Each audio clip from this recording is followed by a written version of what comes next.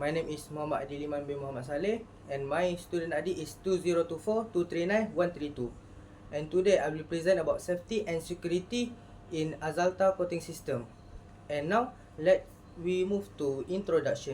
So, in introduction, safety and security are the critical issue in logistics, especially for companies handling hazardous material. Logistic operation involving dangerous goods require strict control to prevent accident, environmental damage, and harm to human health.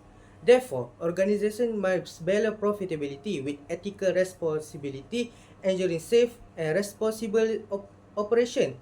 This report focuses on Axalta Coating System, a global coating manufacturer with logistic operation involving hazardous chemical. The study will explore how safety and security challenges influence ethical decision making in logistics. For the case study analysis, challenge in safety and security, Axalta faced several logistic challenges related to safety and security. First, the company handles hazardous material that can cause environmental damage, fire, and health risks if not properly managed. Transportation of such material increase the risk of accident such as spills or leaks. Second, Axalta has experienced supply chain disruption, including delay, raw material shortage, and rising transportation costs. This challenge creates pressure to reduce costs, which may conflict with maintain high safety standards. For the third, the company must comply with strict and constantly evolving safety and environmental regulation across different countries, including Malaysia. Failure to comply can lead to legal penalty and reputational damage. Now, let's move to social responsibility. Axalta Coating System has strong responsibility to ensure that its logistic operation do not harm employees, the public or environment. Since the company handles hazardous and flammable chemical, it must prioritize safety even when it increases operational costs. In addition, improper handling of chemical can lead to environmental pollution. Malaysia has regulation emphasized that hazardous waste must be carefully managed to prevent damage to ecosystem.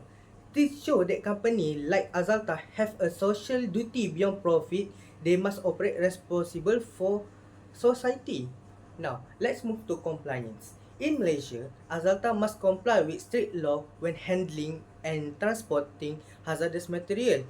Key regulations include Occupational Safety and Health Act 1994 (OSHA), Class Regulation 2013 Chemical Labelling and Safety Data Sheet, Environmental Quality Act 1974 Schedule Waste Management. This regulation require company to classify and label hazardous chemical properly, provide safety data sheet SDS for all chemical, ensure safe package and transportation, manage and dispose of hazardous waste correctly. Failure to comply can result in legal penalty, operational shutdown, and damage to company reputation. In transparency and integrity, Axalta must maintain ethical behavior by being transparent and with honest with customer, regulator, and supplier. Axalta must providing accurate safety data sheet for all chemical product, clearly labeling dangerous goods during transportation, and informing customer about potential risks for the chemical. Transparency is important because customer need correct information to handle product very safely. Misleading information can lead to accident or legal issue. For example, Malaysia regulation require company that disclose chemical hazard through labeling or documentation. This ensure that all stakeholders are aware of a risk and can take proper prosecution. In the best practice, continuous safety training, Axalta must provide regular training for employer handling hazardous chemical. Also, improve awareness of safety procedure and emergency response. Next, safe storage and transportation. Axalta must ensure chemical are properly packaged, labeled and stored. Reduce the risk of spill, fire and contamination. And third, digital tracking system. Use a real tracking to monitor shipment.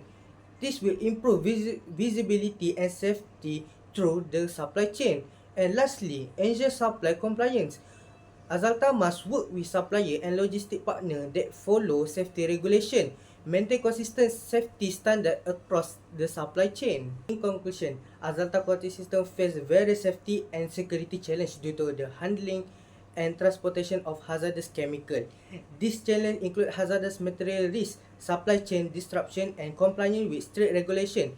To address this issue, Axalta must demonstrate social responsibility, maintain transparency and integrity, and comply with safety and environmental law.